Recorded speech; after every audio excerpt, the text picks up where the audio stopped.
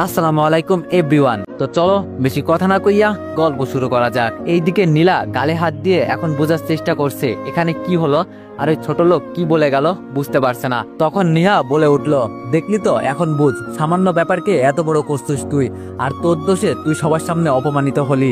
নীলা এটা শুনে রাগে ফুসফুস করতে বলল, শালা ছোট লোকের বাচ্চা, এত বড় সাহস আমাকে সবার সামনে থাপ্পড় মারা, অপমান করা, তাই না? এই নীলাকে মনে হয় চিনে না, এইবার দেখবে এই নীলা কি জিনিস। এটা বলে আর কাউকে কিছু না বলে নীলা হনহন করে চলে গেল। এইদিকে আমি বাড়িতে এসে কোনো দিকে না তাকিয়ে আমার রুমে চলে আসলাম। আমার এমন আশা দেখে মা কিছুটা অবাক হলো, তাই আম্মু আমার পিছন পিছন আমার রুমে আসলো। এসে দেখলো আমি কম্পিউটারে বসে কি যেন করছি। তারপর আম্মু আমার মাথায় হাত বুলাতে বুলাতে বলল, বাবা এই সময় বাড়িতে কিছু কি হয়েছে? আমি বললাম, না মা কিছু হয়নি। আম্মু বলল, তো চাকরিতে দাসনি আজ? আমি বললাম, না আম্মু চাকরি ছেড়ে দিছি। আচ্ছা আমার জন্য এক কাপ চা আনো তো মা। আম্মু বলল, আচ্ছা বাবা আমি আনতেছি। এইদিকে আমি কম্পিউটারে রিজাইনিং লেটার লেখা শেষ করা মাত্রই আম্মু আমার জন্য চা নিয়ে আসলো। আমি আম্মুর হাত থেকে চা নিয়ে খেতে লাগলাম। আম্মু বলল, আচ্ছা বাবা চাকরি তো ছেড়ে দিলি, তাই এখন কি করবি? আমি বললাম, কিছু করব না, টুটু করব আর বসে বসে খাবো। তোমার স্বামীর জন্য ওই অফিসে কাজ করতে গেছি, তা না হলে আমি যেতামই না। আম্মু বলল, এমন ভাবে বলছিস কেন? তোর বাবার বন্ধু, তাই তোকে ওই অফিসে কাজ করতে বলেছে। নীলা ম্যামের বাবা হচ্ছে আমার বাবার বন্ধু। আমি বললাম, বাবা বলেছে তাই তো গেছিলাম, এখন আমার আর ভালো লাগছে না, তাই যাব না। আর এমনিতে কি আমরা চলতে পারবো না? কোনো মতে চলতে পারবো, তাই না? আম্মু বলল, আমি সেটা জানি না, তুই চাকরি ছাড়ছিস সেটা তুই তোর বাবাকে গিয়ে বল, আমাকে কেন বলছিস? আম্মু কথাটা বলে চলে গেল, আর আমি কম্পিউটারে কাজ করতে লাগলাম। এইভাবে কম্পিউটারে কাজ করতে করতে দুপুর হয়ে গেল, তাই ফ্রেশ হয়ে খাবার খেতে গেলাম। খাবার টেবিলে বসে খাবার খেতে লাগলাম। তখন আব্বু বলল, কিরে তুই চাকরিটা ছাড়লি কেন?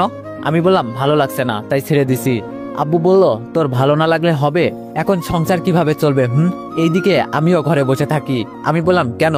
আগে যেভাবে নিজের খরচ চালাতাম, রেস্টুরেন্টে কাজ করে চালাবো। আব্বু বলল, তখন তো নিজের খরচ চালাতি, এখন তো পরিবারের খরচ চালাতে হবে, একটু বোঝার চেষ্টা কর। তোকে এত কষ্ট করে পড়ালেখা করালাম এই ওয়েটারের কাজ করতে, তাই না? আমি বললাম, দেখো বাবা, পৃথিবীতে কোনো কাজই ছোট না, আর আমি যে করি হোক পরিবারের খরচ চালাবো ইনশাল্লাহ। আব্বু বলল, আমি জানি না, তোর কাছে যেমন ভালো লাগে তেমন কর, শালার কপালটাই খারাপ, আমার কেউ আমার মন বুঝতে চায় না, না চাইলো বাবা, না চাইছে ছেলে। তারপর অনেকভাবে বাবা বুঝাতে চেয়েছিল, কিন্তু আমি আমার কথাই একটাই, ওই অফিসে চাকরি করব না। কেমনে চাকরি করব আপনারাই বলেন?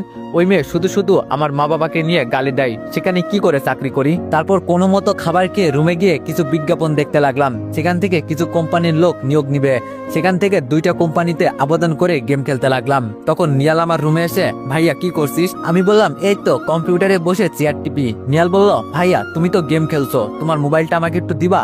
আমি বললাম, কেন? নিয়াল বলল, প্রেম করবো তাই। ছোট ভাইয়ের মুখে এমন কথা শুনে কিছুটা অবাক হয়ে তার দিকে তাকিয়ে থাকলাম। নিয়াল বলল, এভাবে তাকাতে হবে না, আমি ফাজলামি করছি, দাও না মোবাইলটা, একটু লুডো খেলবো। এটা বলে আমার পাশ থেকে ফোনটা নিয়ে চলে যেতে লাগলো। আমি বললাম, ফোন আমি না দেওয়ার পরেও যখন তুই নিয়ে যাচ্ছিস তাহলে অনুমতি নিলি কেন? নিহাল বলল, আরে ফর্মালিটি, আর কি বোঝো না, ফিডার খাও নাকি? এটা বলে নিহাল চলে গেল। এই ছেলের এমন কথা আমার মাথার উপর দিয়ে গেল। তারপর কিছুক্ষণ গেম খেলে কম্পিউটার যখন বন্ধ করতে যাব, তখন দেখি একটা মেইল আসলো।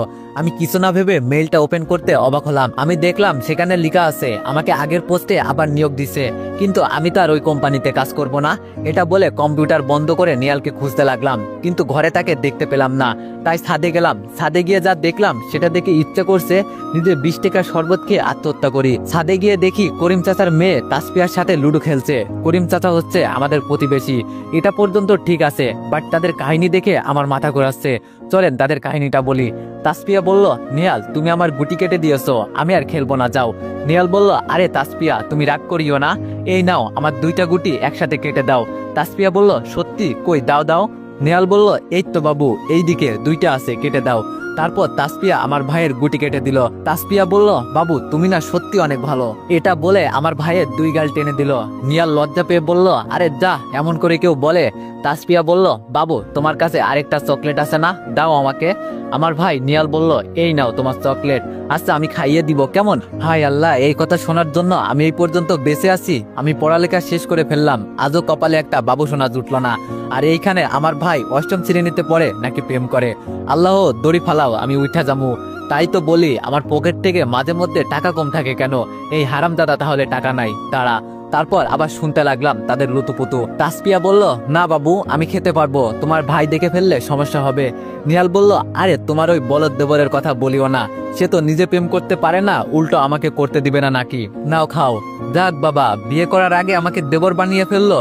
নিহালের কথা শুনে তাসপিয়া হা করে আর আমার ভাই খাইয়ে দিল, কিন্তু তাসপিয়া আর চকলেটটা খাচ্ছে না দেখে আমার ভাই। নিহাল বলল, আরে বাবু তুমি চকলেট খাচ্ছ না কেন, আর এত ভয় পাচ্ছ কেন? তাসপিয়া বলল, আরে পিছনে তাকা নিহাল। নিহাল বলল, তুমি এমন ভাবে ভয় পেয়ে পিছনে তাকাতে বলছো মনে হচ্ছে আমার ভাই আছে। এটা বলে নিহাল পিছনে তাকাতে দেখে ভাইয়া তুমি এখানে, আর এইদিকে তাসপিয়া আস্তে করে চলে গেল। আর আমি বললাম, আমি এখানে, আমি বলদ তাই না? আর এই বলদের মোবাইল এনে এখানে এই কাজ করছিস তাই না? নিহাল বলল, তো তুই বলদ না তো কি? আচ্ছা আমি প্রেম করছি তাদের তোমার এত ফাটছে কেন?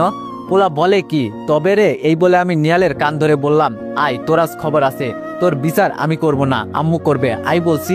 এটা বলে নিহালের কান ধরে টানতে লাগলাম। নিহাল বলল, ভাইয়া লাগছে, কান ছড়ো বলছি, না হলে ভালো হবে না।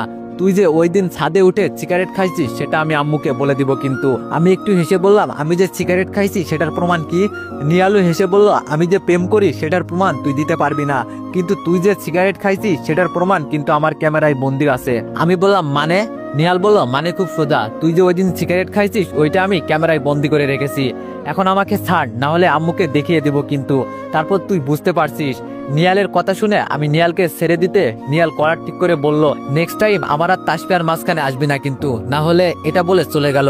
আর নিহালের যাওয়ার দিকে তাকিয়ে রইলাম। কি দিন কাল আইলো, বড় ভাইয়ের কোনো দামই নাই। এই সুখে একটা সিগারেট ধরিয়ে খেতে লাগলাম। তারপর কিভাবে কি করব, কোথায় চাকরি খুঁজবো, এইসব ভাবতে ভাবতে আজকের দিনটাও চলে গেল।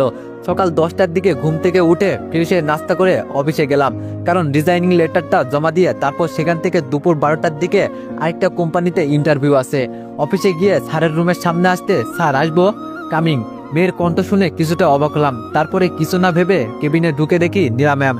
নীলা ম্যামকে দেখে অবাক হলাম না, এটা স্বাভাবিক, কারণ কিছুদিন পরে এমনিতেই সে স্যারের জায়গাতে বসতো। নীলা ম্যাম বলল, আরে রিফাত যে, আসেন আসেন বসেন। নীলার কথা শুনে আমি চেয়ারে বসে পড়লাম। কি ব্যাপার, আজ এমন সুন্দরভাবে ব্যবহার করছে কেন? নীলা বলল, তা স্যার এটা কি অফিসে আসার টাইম? আমি বললাম, না এটা অফিসে আসার টাইম না, তবে আমার আসার টাইম এটা। এই নিন ম্যাম রিজাইনিং লেটার, ম্যামের দিকে বাড়িয়ে, এবং সরি কালকের ব্যবহারের জন্য। নীলা বলল, ইটস ওকে, তবে এটা কিসের কাগজ? আমি বললাম, রিজাইনিং লেটার ম্যাম। আমার কথা শুনে নীলা একটা মুচকে হাসি দিয়ে বলল, সরি মিস্টার রিফাত, আপনি এই চাকরি ছাড়তে পারবেন না। আমি বললাম, কেন? নীলা বলল, কারণ হচ্ছে এই কাগজ, এই কাগজে লেখা আছে আপনি আমাদের কোম্পানির সাথে 1 বছরের চুক্তিবদ্ধ হয়েছেন, এবং এই চাকরিটা নিজের ইচ্ছা মতো যদি ছাড়েন তাহলে আপনি এই কোম্পানিকে নগদ 40 লক্ষ টাকা দিতে হবে, আর যদি টাকা দিতে না পারেন তাহলে 5 বছরের জেল। এই মেয়ের কথা শুনে ম্যামের হাত থেকে কাগজটা নিয়ে পড়তে লাগলাম। সত্যি তো এটা লেখা আছে এবং আমার স্বাক্ষরও আছে, কিন্তু ম্যাম আমি